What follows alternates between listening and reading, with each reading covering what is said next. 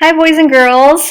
I'm going to spend a couple of minutes talking to you about expected and unexpected behaviors for our Monday Focus on Pride time today. So these are words that I know you've heard before. I've talked to you about them, and I know your teachers have. The first time I probably mentioned them to you is when I read this book to you, and I introduced expected and unexpected behaviors. And what I want you to try and remember from that is that we all have different parts in our brain. And one of the parts of our brain is called our social smarts. And that is what helps us figure out what's expected of us in different situations. So everywhere we go, there's expectations for what your behavior should be. So if you're at home having dinner, there's certain expectations. If it's time for bed, there's certain expectations. When you come to school, I know for the past couple of days, you guys have been talking about what's expected in the different parts of the school, because how we behave, what's expected at recess is different than what's expected when it's work time in your classroom.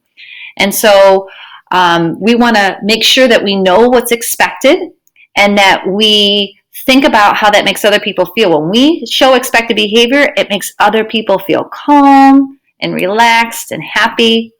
And then sometimes we make mistakes and we show an unexpected behavior. And I want you to start to stop and think about when you show an unexpected behavior, how that makes other people feel. And it's okay that you make mistakes. We all make mistakes. And our job as the teachers and staff here at Towsley is to help you learn from those mistakes so that you're not making the same mistakes and that you're learning from those. And we are going to use something called a reflection form that I'm sure your teachers have shown you. And it looks like this. And I started filling one out. And we're going to use this to have you think a little bit about when you make a mistake and when you show an unexpected behavior. So I'm going to give you an example. So if I was walking down the hallway, and I was showing some unexpected behaviors. Maybe I was talking to my friends and I was in the middle of the hallway and not showing those expected behaviors. My teacher might say, "Hey, Mrs. Trujillo, I need you to spend some time thinking about how we walk in the hallway and what's expected." She might have me do this sheet. And this is what I would do. I would write my name right here. I wrote Mrs. Trujillo. And the situation is where you are, because remember, there's different expectations in the different places that you go. So if I was walking in the hallway, I'd first want to think, okay, what was the expected behavior? And I can use this box to draw and write about the expected behavior. So I made a very fancy drawing of a hallway, and I tried to use some words here. And I show two kids. Here's me walking down the hallway, and there's space in between because I know that I want to keep an arm's length of space between me and the person in front of me.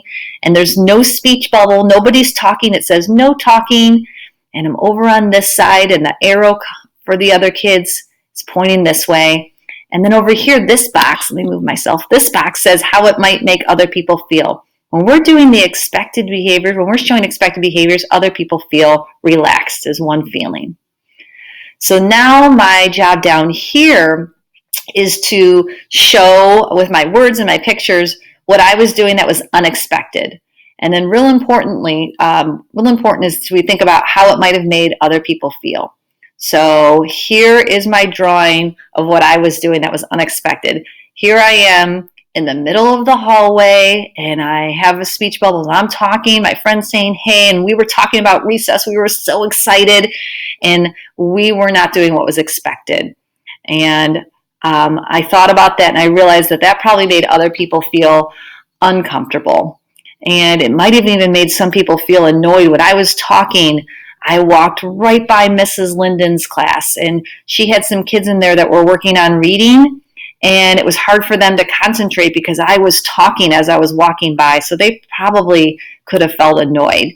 So I would talk to my teacher about this, maybe talk about a plan. If there was a person specifically that I did something to, maybe I need to write that person an apology note, or there might be some things that you discuss with your teacher that you need to do to make it right. And then I would try and make sure that I show the expected behavior next time. And the last thing I want to show you is that there's a word bank down here to help you with some of the feeling words. It says happy, relaxed, upset, annoyed, and uncomfortable. You don't only have to use those words, but there are some choices for you if you need help thinking of some words. So you're going to spend some more time right now with your teacher talking more about this reflection form. And then you're also going to talk a little bit more about some situations and talk about the expected and unexpected behavior in those situations. Thanks, guys. See you soon.